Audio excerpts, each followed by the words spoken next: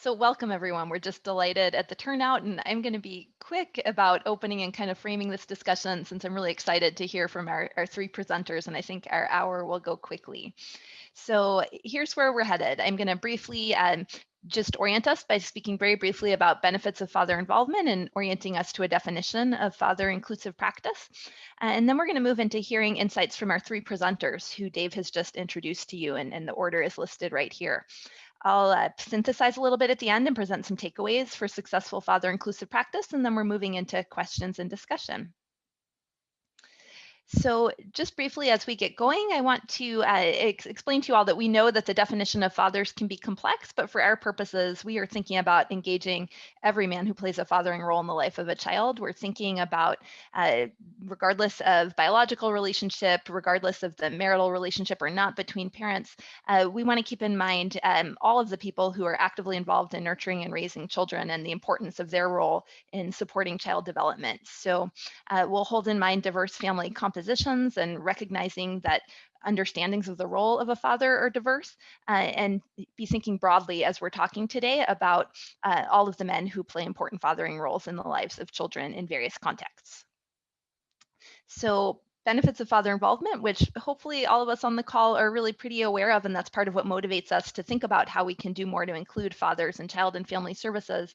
Just want to briefly recognize that positive father involvement is associated with a range of developmental benefits for children, and the benefits begin even during pregnancy, extend through childhood into adolescence, even into adulthood, and we see some intergenerational transmission of those benefits. So it's associated with positive social, emotional, and cognitive outcomes for children really across the life course, which is part of why it's really urgent to think about how we can do better, those of us who have service provider roles, how we can do more to engage fathers alongside mothers and other family members in services to benefit children. In the realm of programming for children and families, we know that father involvement is associated with improved child outcomes, and this has been shown in studies in a variety of domains. So within the child welfare context, in school context, in early childhood programs like Head Start. And so father inclusive practice aims to actively encourage father participation and ensure that services are responsive and accessible to fathers as well as mothers and children. So that's distinct from programming that is father specific and really entirely oriented around the specific needs of fathers. Today we're talking about programming that broadly seeks to serve families and what we can do to make sure that fathers alongside other family members are really welcomed and that services are responsive to their needs. So one of the ways we do that is by overcoming a variety of barriers to father engagement.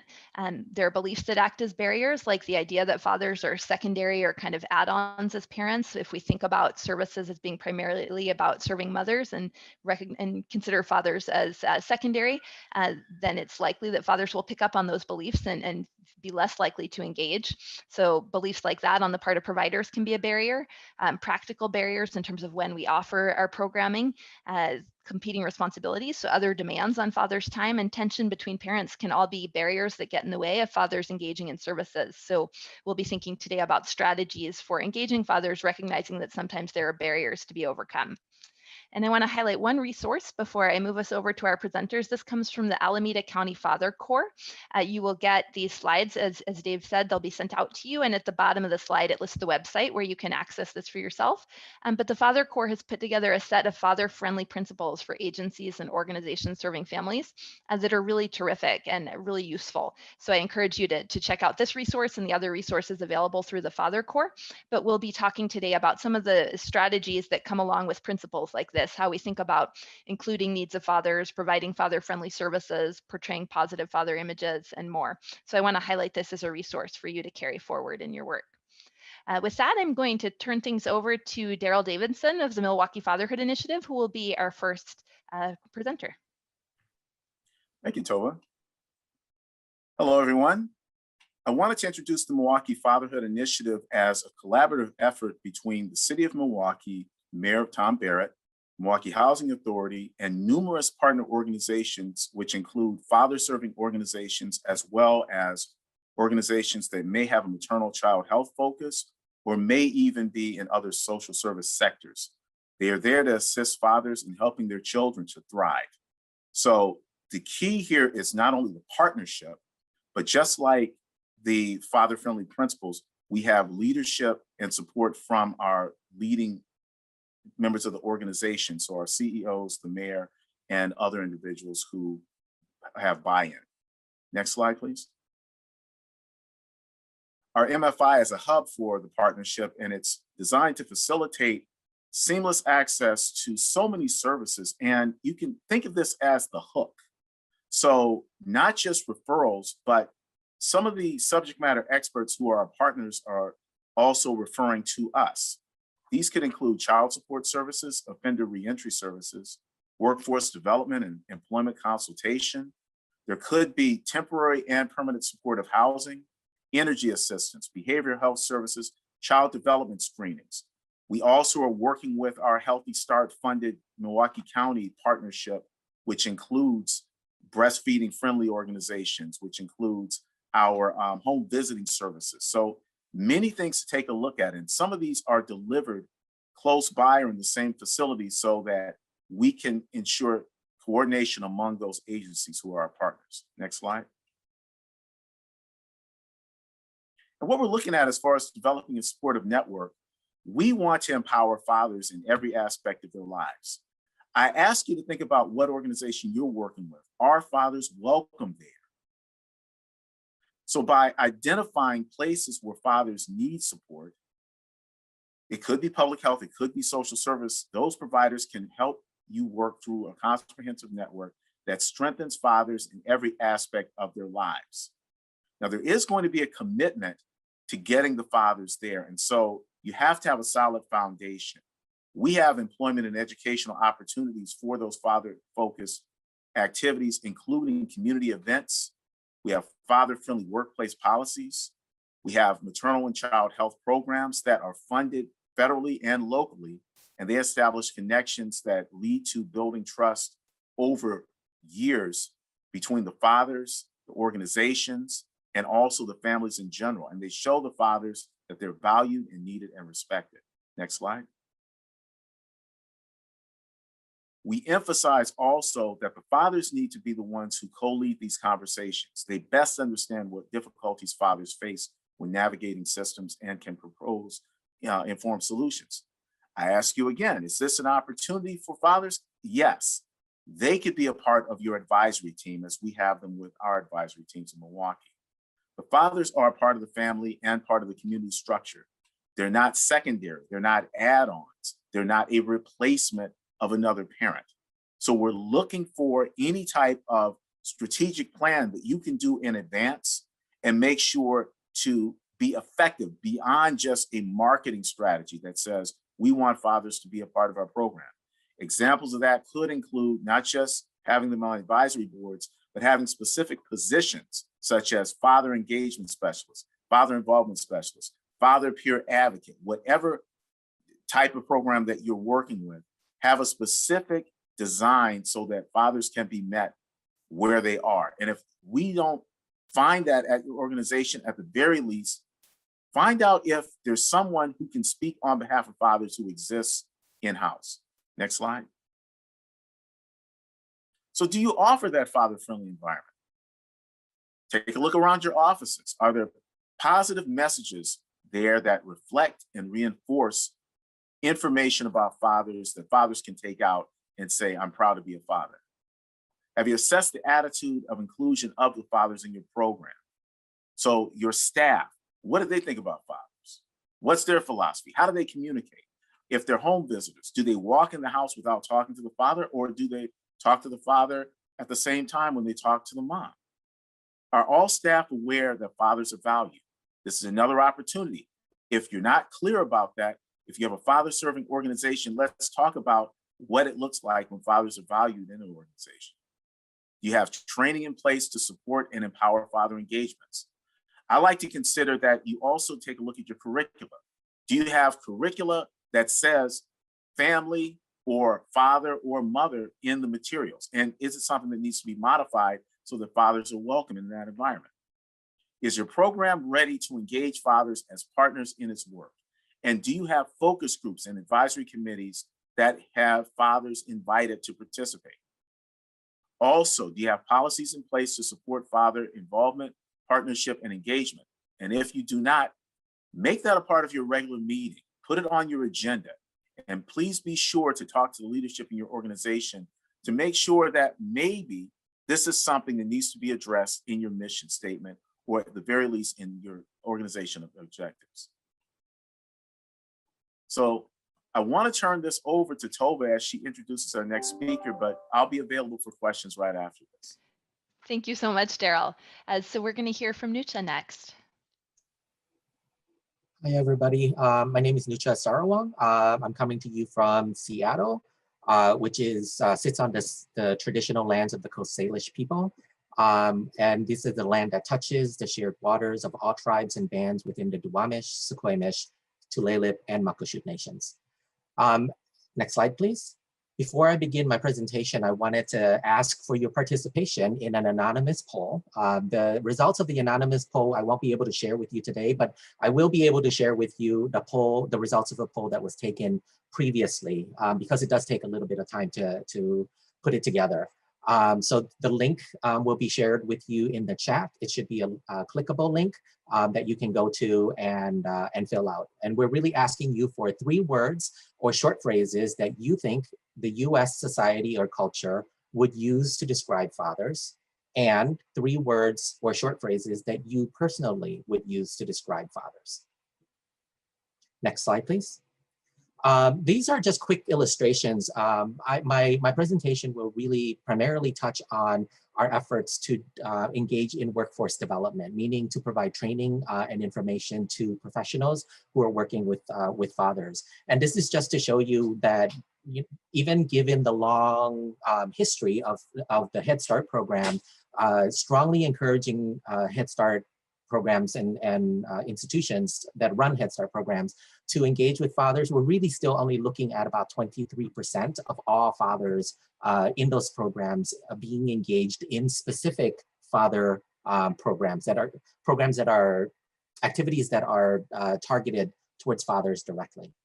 Next slide, please. And this graphic really is more of an example that when we think about father involvement or father engagement, we're really talking about specific populations. And this is from the home visiting national profile. And what we see here is that Black families are overrepresented within the home visiting world who receive services, as well as Hispanic or Latino families. And this could include both white and Black Hispanic families, not just white Hispanic families. Next slide. So as we were approaching the idea of developing a workforce development program, we came up with a few hypotheses about why engagement with fathers have not taken root as well as it should around the country, and particularly in Illinois, where this effort was taking place. We hypothesized that home visitors did not know how to engage with fathers. We hypothesized that home visitors were not aware of the influence of fathering on children's development and from prenatal and beyond. There could potentially be social cultural beliefs about the roles of men and fathers, both from the home visitors' perspective, as well as from fathers and organization and institutions. And lastly, bias at the intersection of fatherhood, race, and class. Next slide, please. So when we approached this, we wanted to ask the home visitors the exact same questions, the professionals the same questions. We started out by asking them, what are the 3 words that you think the US culture and society would use to describe fathers, and what 3 words they personally would use to describe fathers. And the results will be on the next slide. First, we'll show you the cultural piece and take a few seconds here to take in the words. The larger words represent the terminology that was used most often. So provider had the most frequency, along with disciplinarian, strong, absent, breadwinner, deadbeat, irresponsible. So you see quite a few, some traditional, provider is a very traditional understanding of the fathering role, but quite a few negative perspectives, at least in terms of what people believe society and culture would say about fathers. Now let's take a look at the personal piece.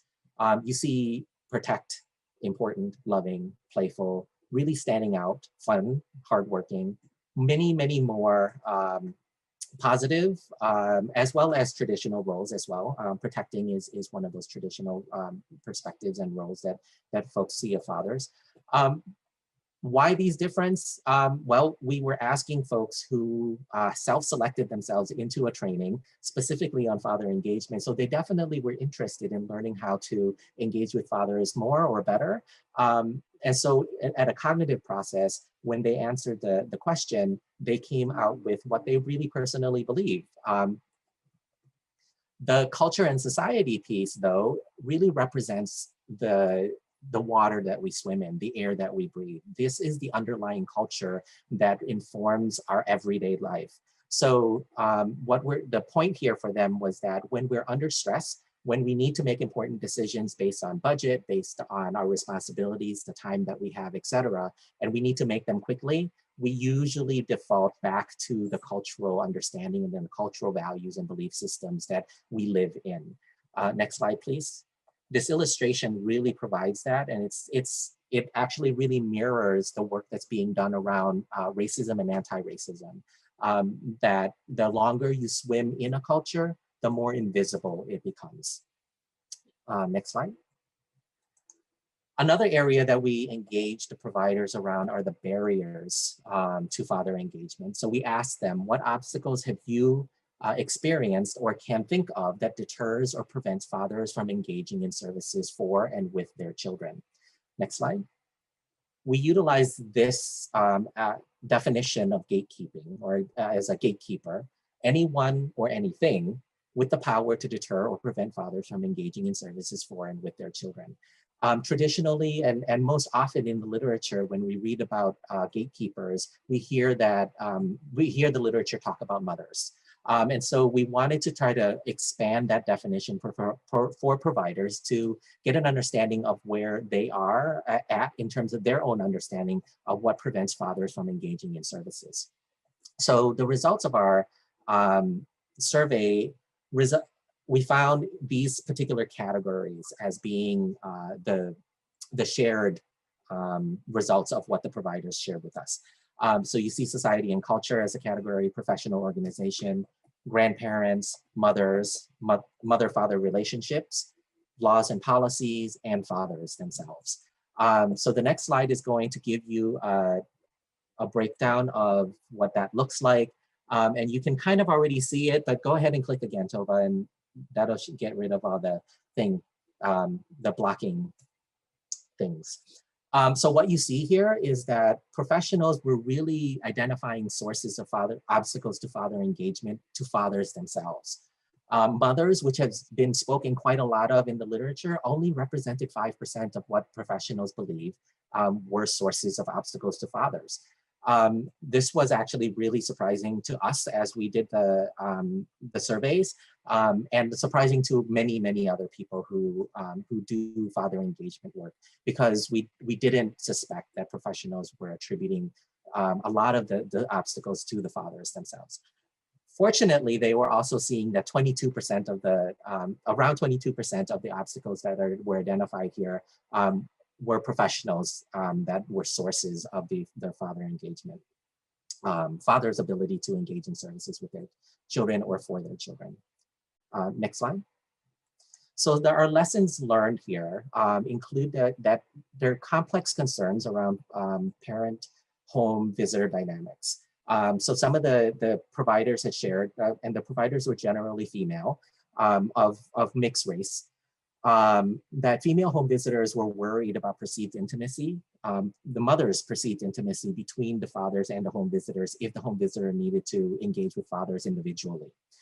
That female home visitors experience fear and anxiety around engaging men, including their own personal histories, as well as current situations, their own relationships with their fathers, as they shared within the workshops that they were engaging in. And lastly, about male home visitors, which there were very few of, but that when they did exist, the male home visitors had reported that initially the fathers that they were trying to engage with felt that there was a level of intimidation between the male home visitors and themselves. And so that's something to look out for, right? That the initial establishment of relationship could potentially be fraught with intimidation, but that once a relationship is established, the male home visitors really felt like that relationship with the fathers was really strong and impactful. Next slide, please. We also had some institutional level lessons, one of which was that institutions or agencies were adding extra steps that into hiring men into the roles of home visitors. So one of the male home visitors reported from our workshop that the board of directors for the organization that was hiring him had to meet and vote on whether or not they wanted to hire a male home visitor for their program, showing a level of potential fear or anxiety around having a man being a part of the home visiting process. And so what might be some of the assumptions that the institutions and organization might hold around men, and then men in the role of home visitors, as well as in the role of professional engaging with families. Next slide, please. And lastly, not quite lastly, we also learned some lessons from fathers or about fathers, because we didn't actually talk to fathers themselves, but these again were what was reported around obstacles for father engagement. Reported as fathers being the source. That home visitors reported that fathers were self-identifying as lazy, uninterested, and uncaring, and other types of self-deprecating types of descriptions. Fathers' own personal histories with their own fathers, beliefs about their roles, the father's own beliefs about their roles, the beliefs about their services, that a lot of fathers believed that the services were a time for the mothers to engage with the home visitors. Fathers choosing work rather than to attend these visits, fathers being incarcerated and substance using. Both of those were reported in ways that really sounded like fathers were making some choices around those things. And we know that incarceration and substance abuse are really tied in with a lot of systemic types of issues. But the way that they were reported were really attributed to the fathers themselves. And lastly, in the next slide, it's really general lessons that there are deeply rooted stereotypes and biases around fatherhood, and father engagement that exists in and across communities. This was in rural, suburban, and urban communities that we were engaging in these workforce development workshops. Professionals wanted to engage with more fathers, but perceived a lot of barriers. And that one of the things that we asked them about was what it would be different for you if you shifted the way that you viewed the father engagement from being an important thing to engage with fathers to it being an essential thing to engage with fathers. Essentially, making fathers essential to their children's development may help us to rethink the way that we're actually structuring our programs to engage with fathers, especially for programs that are looking to include fathers with child and family services. The last slide here is to show you the framing that we utilize, which is around the diversity-informed tenets for work with infants, children, and families. The link to the diversity-informed tenets is there in the bottom, and we can share that in the chat as well.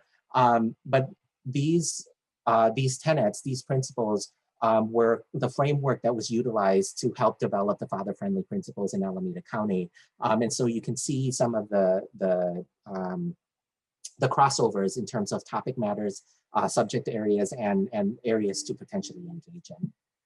So that is my presentation for now, and I will also be around to answer questions later on, and I'll turn this back to Tova. Thank you so much, Nucha. So now we're going to hear from Kaleem Kher. All right, thank you, Tova. My focus today is on engaging fathers in schools. We at One City Schools have a two-generation model where we really believe that so goes the family, goes the child, and we can't separate parents from their children, especially mothers and fathers, even if the mothers and fathers, excuse me, are separated. So what I'm going to do is we can go to the next slide. is I'm going to just give you a little background on one city, talk about the impact of fatherlessness on families in our local community, give you some local context so you can see why we're doing what we're doing. And then I'll take you through a series of pictures and give you some stories about some of our fathers, but how we're engaging them in our schools very successfully. And then some general strategies you'll glean from that as to what we could do to really engage fathers and keep them involved in schools. So if you could go forward. So this is just a little bit about one city. We have a fairly diverse student body. 85% of our students of this year are students of color. We have 167 children between preschool and elementary. Right now, our parents are also very diverse, very engaged in our school. And what's really makes it one city a little unique is the parent engagement level of our families is off the charts. Before COVID hit, we would pack our poor little school to the point where, our first building that we had to move it to a local technical college, Madison College, when it was built, so we could have our quarterly events there. And that last quarterly event before COVID, we had 270 families show up. Our parents show up and family members for, I think it was 65 of our kids were being celebrated. And a lot of fathers were there. So, we take a lot of pride in that. This is Dane County. There are 26,000 African Americans in Dane County as of the 2017 estimated census. Now, we also know that there's about another 8,000 African Americans in this community, or people who are considered multiracial, who check that box, but that have at least an African American parent. And we count them as well because visually, to other people, they may be considered African American, even if they don't solely identify that way. You can move forward. This is where the impact of fatherlessness in our community is really impacting us and everywhere else around the country. And when you look at the data, we often talk about poverty rates among African Americans and why there's such a gap. And I've told people it's not just racism, that certainly is a basis for a lot of the challenges we see, but it's the fact that we have a lot of single income generating homes. So on the left here, you see the percentage of Black families that are led by a married couple, and you see the percentage of white families that are led by a married couple. When you look to the right, you see we have a lot of single family homes. They already get paid less. Most of these homes are led by African American women, but they get paid less. And so you look at white families where you generally have two people, incomes again in families, the income rate is just so much different. And a lot of the services and supports and things in our community are geared towards those who have more resources. So those who have less tend to struggle. You can move forward. It also shows up, you see the reading rates of our children. This was 7% of Black children enrolled in Madison Metropolitan School District's schools, and this was 2016-17. It's gone up to about 11% since then, but we're reading at grade level. And these were our middle schoolers. So when you look at that, they go from 7 to 11%. It's a change, but it's not a marked change.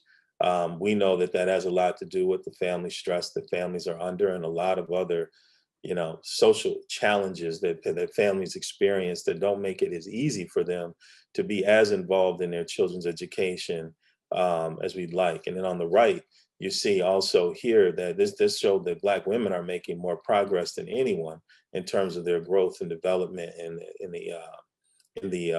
education and then also in the economy. But here, the percentage of Black men with college degrees was 31%. For white men and women, it's 62%. And for Black women, they had the greatest leap. There was 52%. So you're seeing that in terms of marriageability and whatnot, if people are determining a father's education and then their income earning ability as a reason to couple up with them, there are a lot of reasons why we see the separation rates that we see. You can move forward. And then this is just very quickly shows some of the other dynamics in our community that this was data from about 5 or 6 years old. We're still looking for the new data to come out, but it just shows the percentage of Black ownership in this community is very limited. And so there's not a lot of opportunities for Black children or Black families to see themselves in very positive ways in our community that we like. Now it's changing some, but we still have a lot of work to do. You can move forward. So this gets to our school and how we're generating some of these results. Now, this was results pre-COVID. In the fall of 2019, we looked at the number of our children who were coming into our kindergarten and first grade. We wanted to see how they were doing on these interim assessments. This one's called MAP, Measures of Academic Progress. Our local school district uses it as well, but they don't use it until children are in third grade. So this isn't an apple to apples comparison. However, we wanted to see where our children were at these benchmarks to determine where they might be in terms of readiness by the time they got to third grade. And this shows you that the blue area, these are African-American students, and the blue area shows our students in our kindergarten and first grade. And then you see children who are in the Madison Metropolitan School District, both in third grade is a lighter gray and the darker gray is third through eighth. So what it showed was because so many of our kids started earlier in their education with us at 2 and 3 years old, that drives a lot of the progress that you see here that we're making. But also we know that the 2-generation model and the way we engage our families in schools is having a significant impact on that as well. So let me introduce you to some of our dads. You can move forward. So these are some of our fathers, and we involve our fathers in everything. I had one father tell me, yo man, put me on the list. I was like, what do you mean? He said, I'm not getting any information from the schools. I'm not hearing from you all. Every time I call the school, I got to go through a gauntlet of questions. And this was when we were first getting started and I was feeling bad. I was like, oh my God, this is not why we did this. And so I said, all right, we are going to make sure that dads are on the list. So our director, our now vice president of family and community initiatives, we look at the list of parents and we don't see fathers' names listed because mothers are usually doing the enrollment. We call those mothers and hey, we need the fathers on there.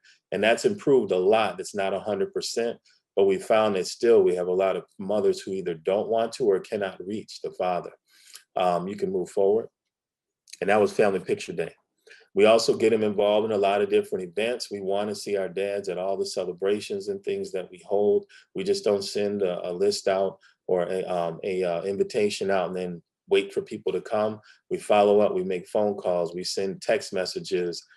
We use our network of parents to make sure that they're calling other parents. And when we see them at school, we're like, hey, you're going to be there? You know, so we make sure that they're seen and that they're heard, but that our fathers are there. And not all the fathers that you see in all of these photos, most of them, but not all of them are with the mother. You can move forward. You know, this is another key way that we do it. We celebrate our dads. And, you know, I've told my children this. I said, you know, Father's Day is one of the most under-celebrated days in America. You know, we all laugh about it, but with fathers, it's like we might laugh with you, but we feel some pain from that, you know, where it's like, man, how come I'm doing as much as I can? I'm making sure I'm doing this, I'm doing that, even if I'm only doing the things that I was taught to do or things that I'm trying to do, I would love to be recognized more. And so at our school, everything that we do, even if it's an event that's not geared towards dads, we make sure that there's something involved in that activity, that event, that fathers would like or be used to or would find fun to participate in. You can move forward. This was at our Father's Day. You know, we have a full-time executive chef and sous chef at our schools. We cook really healthy meals for our kids and families.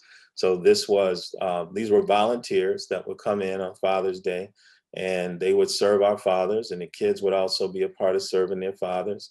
And the dads would show up and we had great participation. If we could show you that whole room was packed with dads and you can see the smiles on their faces. You can move forward. There's another father, you know, who you can see the big smile on his face. I don't know who's more handsome, the kid or the dad, but you know, we have a diverse school, but we found that even white males, you know, they're becoming a missing group that we just don't talk about as much because we assign a lot of the challenges in America to them. And so we still make an effort that regardless of all the issues that are going on in the world, we want to see these fathers too. And so regardless if you're Black, Latino, whatever, we got to see you in our school. You can move forward. And then the other thing that we found that attracts dads to school is when there's other men in the schools that they can connect with. And, you know, we talk about how there's such a shortage of men in education and in teaching. There's only one licensed teacher in this picture, and that is Boyce Hodge, who's got the checkered shirt on right there. The other three are assistant teachers within our school. Well, Sakani, my son, on the right there is an associate teacher. Now he's going to prepare to be a teacher in our school, and the other two may as well. Malcolm on the left has a degree. The son Jabari right there, he works with Boyce in our Scholars Academy. Mostly boys are in that program. We have a couple girls, but we made sure that we're going to have males in our school. Now this school is preschool. Now we have preschool through 2nd grade. So when you look at the men that you see, Sakani's a 4K teacher on the right. He's actually in our preschool. And so our dads, when they come to school, they actually have male figures that they can actually communicate with. You can move forward. And then they have significant roles too. Bryce on the right is our preschool director. And again, there's my son Sakani, who is a preschool teacher, 4K teacher, associate teacher with us. But because again, when they come to school, they're met with individuals that at the very least, they feel like you understand what I'm going through. I can have a serious conversation with you. If something goes on, I can pull you to the side and I can have a conversation and not be judged. And so it's just been really important that we have males at every level of education. You can move forward. And then, excuse my phone's ringing over here. Thought I took it off the hook. We also have father figures in our school. And, you know, Henry right there is a father. He is a coach also for, I'm sorry, you all. He is also a coach for Chicago Fire MLS, the MLS Team Academy, but he works with us till noon. And then he travels all the way to Chicago every day from 12:30 on to coach. And he does this because he's so committed to our kids. So what we found was our dads, one of the things they wanted to see was they wanted their sons and daughters to have male role models inside school. And so I was shocked by that because, you know, we think sometimes dads can just be very paternalistic and I just want, I'm Papa Bear and I don't really want other men involved. That hasn't been true. You can move forward. You know, same thing for our girls. We talk a lot about needing father figures in schools for our sons, but our daughters, they miss their dads too when they're not there. And oftentimes they miss them more. And so we make a serious effort to make sure that our daughters and our sons in our school, that they have interactions with their parents, with their fathers, and with father figures inside our building. You can move forward. And then this is the last slide. We also go another distance, you guys. It was one thing that one of the dads asked me one day was, you know, there's all these policies to make things available for parents to, you know, make it easier for them to be involved in their kids' lives when they're working, but he didn't feel that applied to dads because when he tried to go ask to take some paternity leave to help with his child who was actually sick, he lost his job. And you know, he said that the look on their faces was like one of wonderment, like, what? That's not what guys do. And they were like, how are you going to take care of your family, all this? And he ended up losing his job. Well, this is David Steffen. He is our chief operating officer. And this is his son right here. He's working with him. We're in virtual world right now. And I said, look, you know, moms, dads, if you guys have to bring your kids to school, we just got to COVID test them. We're going to make it possible for you. So we do everything we possibly can to ensure that One City is a place that supports dads in every way you can think of. So that's what I have right there, Tova. Thank you. Looking forward to answering questions. Thank you so much, Kaleem. These are such beautiful photos and the stories that go with them too. So I am going to share kind of a few takeaways to kind of synthesize some of what we've heard from our three presenters, and then we're going to move into questions and discussion. So a few takeaways that really, I think, come through in all of the presentations you've just heard. One is the importance of creating a father-friendly environment, and you've heard so many examples of how to do that. Daryl gave those examples of how you can assess your workplace to figure out where you are and where you might need to go with that. Kaleem illustrated with some of the pictures and stories, some of the ways they make it father-friendly by supporting fathers on staff, by supporting fathers as parents of the children who participate in the school. Nusha also offered a number of examples about you know, barriers that we need to overcome to create father friendliness, thinking about the stereotypes that we might hold or that might be part of the water that we're swimming in. So communicating welcome and respect is another big one. And you've heard again some really great examples of how we do that. Reinforcing father's contribution is another strategy that I want to highlight. So making sure that when we talk about fathers, particularly knowing that there are these stereotypes that really underestimate what many fathers are contributing, making sure that as providers, we're thinking about ways of recognizing and appreciating the contribution of fathers. Reducing barriers to participation, you've heard some really terrific examples of, and Nucha's work really highlights that. Another strategy is to recognize the diversity of fathers and get to know the fathers that you serve. So for example, in Daryl's work, and he can talk more about this, serves fathers from throughout the city who have all different family constellations that they're part of, who face all different challenges in various aspects of their lives, and working with quite a few partner organizations, recognizing that one agency may not be able to meet every need for a father, recognizing the importance of partnering to match the needs of fathers with other agencies in the community and getting them connected to resources as a part of the strategy there. Another piece is considering fathers in designing and delivering programming. And so, Kaleem spoke to how One City from the start has been really committed to that 2-generation model, with fathers being a very central part of the parent generation, that we're not, kind of limiting who we're thinking about when we think about parents. And then another piece of this work is staff preparation and training. And certainly, the work that Nucha was doing with home visitors speaks to that. But, keeping in mind that for some people who have been doing this work, the initial training that they received may have really assumed that you'd be working with a mom and a baby as a home visitor, for example, and the need to kind of update that and think about how we do work in a way that's more inclusive of all parents. And Daryl spoke to that, saying, look at the language that you're using. If you have a curriculum, is it talking about, moms? Is it talking about parents? Is it naming fathers as among those parents? And, and one thing to consider is that, sometimes in conversations that I've had with dads, even when you use the word parent, they're not sure that that's meant for them. So you need to be explicit sometimes about, naming fathers, that we serve fathers, and we are keeping in mind fathers as among the family members who we are committed to really engaging in the work that we do. So these are just, a few takeaways to launch us into some discussion. I'm going to lead with one question. I looked through the questions that many of you entered at registration, and so want to start with one of those, and then I will turn it over to Dave to bring in some of the questions that you're seeing in the chat, Dave, and in the Q&A. So one question that was appearing quite a lot among the questions that people asked upon registration was thinking about ways of engaging fathers, during COVID, just recognizing the specific challenges that we face right now to engaging family members. So maybe Daryl, you could start with that, and then some other panelists might have comments as well. Sure. And with this answer, I'm going to give a shout out to the collaborative body, the CAN group from the Black Child Development Institute in Milwaukee. They're having virtual sessions beginning in April on Tuesday, but this is the type of thing that's been going on during COVID. So the organizations that the Parenting Network, Milwaukee Fatherhood Initiative, have been working to put Zoom calls together. In some cases, it's father-to-father talks, so that may be the focus.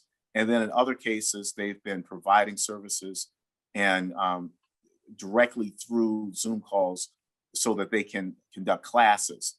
The other activity that's been done when it's finally been performed in person, there's been large facilities, so almost the size of a double-sized meeting room or an auditorium where the classes are still conducted, but there's the social distances that are considered, as well as using the other safe and practical measures of protection. Thanks. So Kaleem, One City has done some events for family, has figured out some ways that are safe to bring families in and continue including fathers as well as mothers. Do you want to speak to that? Yeah. We ask me the question one more time. You said mothers too. Oh yeah, so I was saying just ways that you found to engage families. So fathers and families, just during COVID, there are so many barriers to bringing anyone in. How are you? Yeah, we did a few things, you all. We initially, when COVID hit, that was Friday, we were told we were gonna have to shut down that next Wednesday, and then Sunday we were told it was Monday. And so immediately when we found out we were gonna have to shut down, we said, all right, we got to start a COVID fund for our families. We have to raise money. We're going to put some of our own money into it, and we're going to ask the community to help us match it so that we can help support families that might lose jobs. Because we know our families so well, we could know like this family, who they work for, what type of job they have, that this person's doing landscaping, probably not going to get many landscaping jobs right now. And so we raised about 130,000 in about 3 weeks. And we spent 120,000 of that. And then it sort of tapered off in the fall as people started to return to some measure of work. But we did that. We were providing funding for housing, their mortgages, leases. We were providing it for food. They could get a $150 card for food every week, another $50 for supplies. And it helped stabilize our families a lot. I can tell you a lot of the families we dropped checks off with were teary-eyed, and some of them wouldn't ask for it. They were too prideful, but we take it to them anyway because we knew what their income was from their information they gave us. And so we did that. We also started a visiting program that was online. So we wanted to make sure that we had parents had someone to talk to. And so we connected them up with other parents that they were familiar with. We made sure every home had a device, an iPad device, so that they would have access to technology and could communicate both with us and each other. We told them, hey, use it to connect with your family. If they needed hotspots, we gave them hotspots so they could get online. But we made sure someone was calling them, some of them daily, who were going through it, having some serious challenges. We aligned them with counselors. We did a lot of things like that to keep families engaged. And then the third thing we did was, this is a lot of time where you can have tension in the family households between mothers and fathers. We were sending DoorDash to families to like have a night of meals, watch some movies together. We're going to send you Amazon gift cards to watch a movie together. We would check in with the dads a lot, because a lot of times people don't talk to them. And so both women and men, we had volunteers who were parent home visitors for us. We used our 27 tutors who were volunteering to tutor our kids who are all online, to also reach out to our fathers to talk to them too, if we had males who were tutors. So we did a lot to help. And I think I know our parents appreciate it, but we've learned a lot too. Thank you.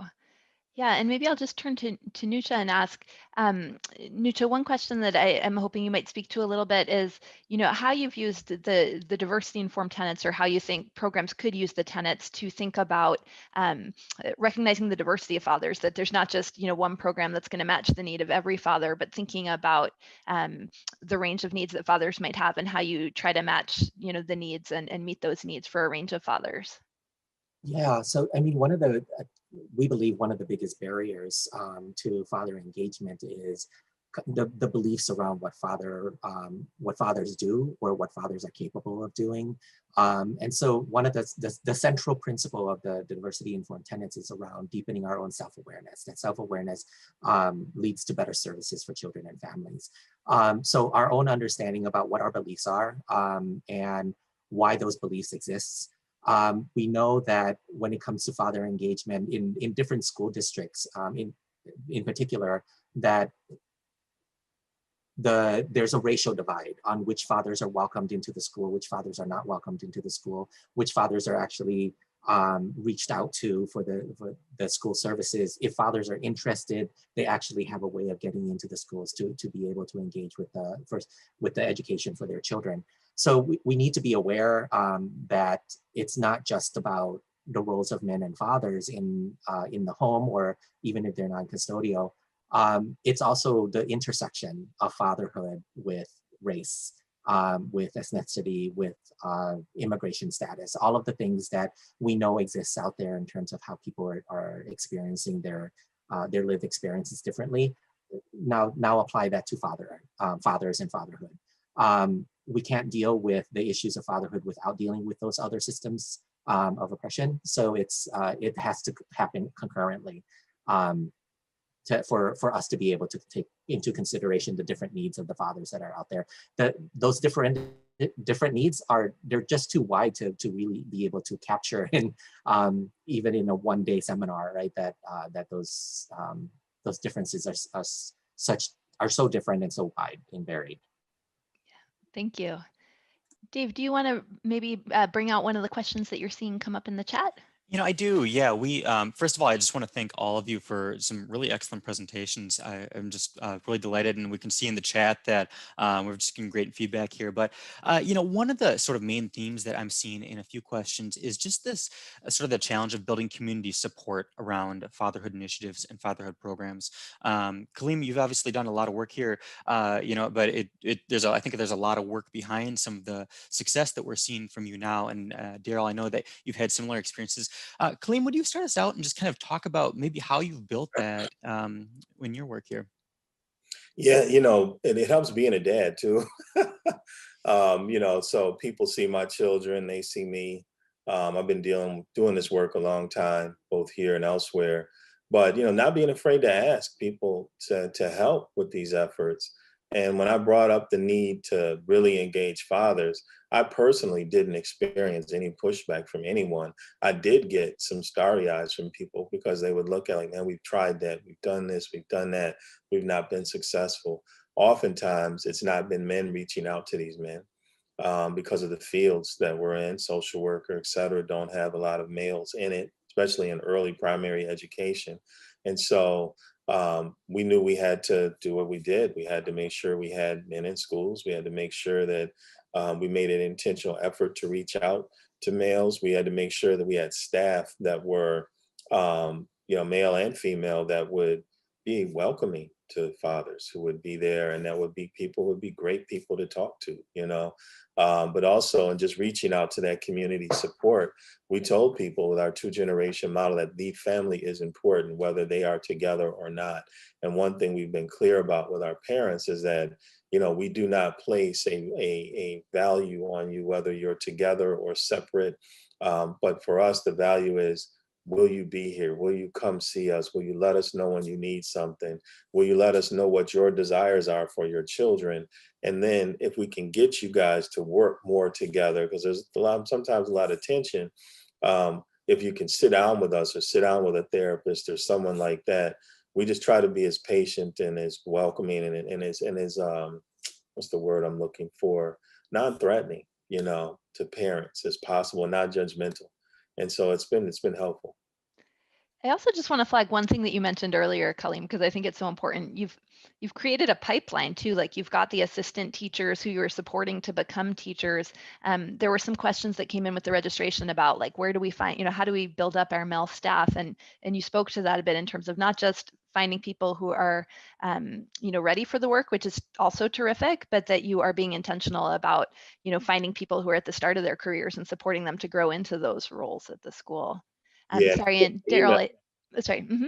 I'll put my email in the chat for people, but yeah, we're working with University of Wisconsin and Madison College right now. We'll probably kick it off in the fall, but it's a 5-year bachelor's degree that our assistant teachers can go through and get, or a certification, so we can train our own teachers. But that's the way we're going to field teachers that we need. Yeah, Daryl, do you want to add some thoughts on this too? Yeah, I do. So part of the reason why it's important to have a collaborative body and communicate across different sectors is you get an opportunity to provide strategy with each other, find out exactly where everyone was trying to go in the first place, and then get on the same accord. There was a question about how to get more males to go into teaching. That's a part of our strategic plan, to get more males to go into primary education. We also have partners who are subject matter experts. So the Milwaukee Fatherhood Initiative, as well as me, I cannot answer every question and be the resource for every subject matter, but we do have, again, Black Child Development Institute. We do have locally Milwaukee, My Father's House. We do have other father servant organizations. We do have the Milwaukee Health Department Empowering Families Program, Parenting Network, the Direct Assistance for Dads Project, which is exclusively for home visiting. So ideally, you would want to be inclusive, but the first thing that I'm going to say is, before you think about being inclusive, talk to the subject matter experts, the ones who already paved that road for you. The information is there. And I will lean on them. If anyone emails me, I'll put my email in the chat. I'm going to be leaning on some of those networks and partnerships to answer some of those questions that you give to me. So we're all in this together. Thank you. As you're saying that, you're reminding me to just put this slide up that everyone can see. So I'll save you too much trouble putting emails and chats, but contact information for everyone. And I also just want to flag one thing, the photo credit at the bottom. Another wonderful thing from the Alameda County Father Corps is that they have a photo bank called the diversityoffatherhood.com. You can go there to access the fatherhood photo bank, where they have just really beautiful pictures of diverse families, fathers and their children, all different ages, and photos that they support people to use to diversify the images of families in their brochures, in their waiting rooms, in the various settings where we display images that are part of making people feel either welcome or less welcome, whether or not they see themselves represented. Dave, maybe we have time for another question? Yeah, I think we do. And I would just want to ask our presenters, do you have a couple minutes to stay beyond 2 o'clock? If we go to like 2:02, 2:03, everybody's kind of nodding there. We're all okay, then we'll keep going. So, we are seeing a number of questions about sort of like messaging in related to like fatherhood programs, and even the forms that we're looking at. Nusha, I'd like to start with you. You've put some thought into this. What sort of messaging helps, and what sort of things are maybe easy to overlook that we can maybe make a difference on here to do better?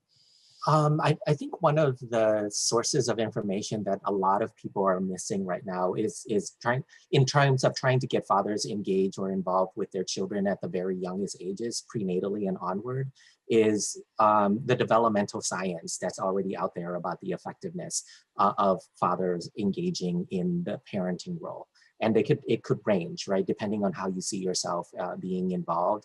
But that fathers, the line out there right now is to say that fathers' care is just as important as mothers' care. It's different than mothers' care. So fathers are providing a whole other different set of developmental engagement and interaction with their kids that mothers may not be, and that both of those are essential and valuable to the children's development. And I think that fathers themselves don't actually know that. And so they feel like, oh, when my kids are just born at the perinatal stage, they need to be breastfeeding. It's the mother's time. And I'll just wait until the kids are older, and then I'll play with them and I'll engage with them. Even at that level, you can still be involved with your children at the very youngest, right after birth time, to help develop that bond. So I think if there's going to be a message that's out there that I hope that that folks would get out, is that fathers' engagement during prenatal and right after birth is really, really vital. Okay. Thanks so much for that. So, I'd like to give everyone a shot at that, but I think just in the interest of time, I want to just get one more question in if I can, before we kind of like give you all an opportunity to do sort of a wrap up thought here. But, I know, Kaleem, you talked about sort of the importance of building friendships and relationships among fathers and just among some of the men that are involved in your program. Can you talk about that? And then Daryl, I want to give you a shot at that one too, okay? Yeah, it's been interesting. Some of it's happened organically just because they see each other. Like, we don't provide transportation at our schools for our preschool or our public charter school. So they have to come to school. And because the fathers feel good about coming to school, and it's like a gathering place for them, they meet each other. And it's like the more they meet each other, the more they're willing to come and pick up kids because there's somebody there they can catch up with. We've had dads now getting their kids involved with sports activities together, taking them movies together, going fishing. And I'm talking about, these are fathers who aren't all middle income fathers either, but they're making time to connect with each other. And they're reaching out to each other, I could tell you, quite a bit, honestly, when they have needs, especially during COVID, because there would always be like one or two fathers we would hear from. And they were like they were the parrot for other dads who may not want to come forward themselves or may not want to let everyone know what was going on with them. And so that's been really helpful to us. Daryl, you're on it. Sure. I was going to say, for us, it should be built into the program. So the expectation at the beginning is that the dads are going to get to know each other. So again, I'll use the example of the Direct Assistance for Dads project. That one has within its funding considerations and requirements that the fathers have meetings once a month with each other. So they are going to have a group interaction where they are mentoring each other. And this could be the fathers who are participating in the program. In that particular program, it's a home visiting program where they can enroll prenatally And they may also be able to meet people who graduated from that program. Another element that we have is introducing the fathers. I saw a question in the Q&A about difficulty of meeting with teen fathers. At our Milwaukee Public School System, there is a teen parent program, and there are 2 representatives. One does have a specialty area with working with fathers, and so we are connected with them. And again, we have the introduction and the marketing that lets them know the fathers are welcome here. The last thing I'll say about this is, you know that the fathers are welcome if you tell the fathers that we will meet you where you are, and we'll also include that as we'll meet you when you work. So it can't be that everyone is on our schedule. In some cases, the classes or the get-togethers may be on a Sunday versus a weekday between 9 to 5. So make sure that the fathers are a priority. And if you are not a father servant organization and you are trying to bring fathers in and you want to bring moms and dads, one of your first meetings should be the father meeting. So bring them in right at the beginning and let them know this organization appreciates you and wants you here. So I want to give each of you an opportunity to kind of offer us just a quick parting thought. Nucha, would you start us off? Thank you for the opportunity to be here. I think that we have made some movement in terms of father engagement, and there's quite a long way to go because of the intersectionality of fatherhood and all of the positionalities that we have in society that we're just starting to kind of learn about in more general ways. And so trying to incorporate that knowledge into the work that we do is going to take time and effort and investment, both in financially and otherwise. So thank you for this time, and I hope that it has been valuable for you all. Thanks so much. Colleen, would you go next? Yeah, sure. That, one is just that we can get fathers involved in education and in schools. We just have to step out of the box and try some of these strategies to make it happen. The other thing is, don't underestimate the father's desires to not only be involved in their children's lives, but just the activities that happen around school. And it's everything. It's not just the hard manual labor. They want to come in. They want to read to kids. They want to volunteer and help put the library together. There's other. They want to volunteer and put the playgrounds together. There's other things that they want to do to keep them engaged. And then the third thing is that we have to go meet them. We have to go get them too. That's the other thing I should have said, is that we actually go out to get our fathers. And so if they're afraid to come to school, I've done a lot of that. I'll call them up, and if I find out where they work, I just go show up and, hey, man. And once we break the ice, it's a lot easier to get them to come to school. So a lot of times you got to go to them because they're not used to being engaged or accepted in that way. And I do want to give a plug to Families and Schools Together. I should have said that the FAST program has been a critical part of us getting our families involved in education. It's a very research-based program, but we made an effort to make sure that fathers participate, even if the mother and the father aren't together.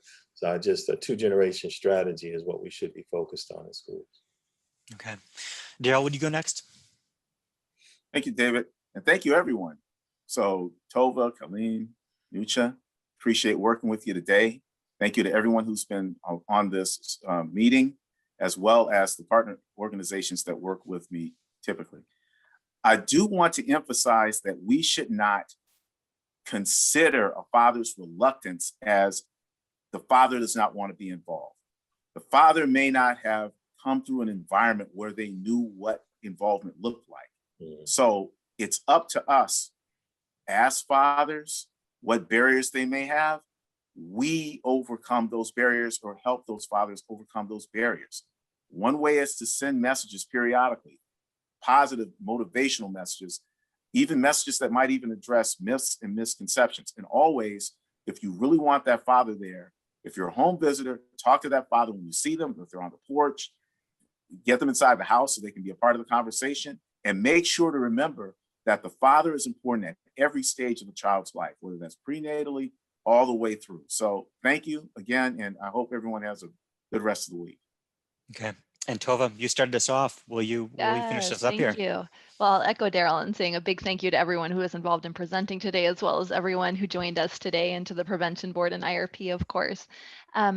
I've just really appreciated all of these examples, and just want to highlight that really it's to everyone's benefit when fathers can be have the opportunity to be involved in positive, caring ways in the lives of their children. So children benefit, fathers benefit.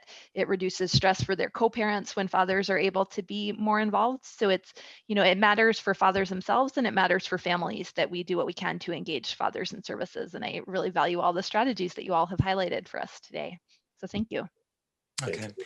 I am so grateful to the four of you for the work you've put into this. So Kaleem, Daryl, Nucha, and Tova, thanks for doing this. And Tova, I just want to give you a special sort of shout out. It's probably obvious to everyone that's on this webinar that you've been just a driving force behind this webinar series. And so I just want to thank you for the organizational effort and just the expertise that you've brought to this. So as everyone knows, we are sending out the recording. We'll have that out tomorrow along with the slides. And so you can look for that in your email. But I just want to thank everyone for being here today, and so long for today. Thanks so much. Bye now. Thank you. Bye-bye.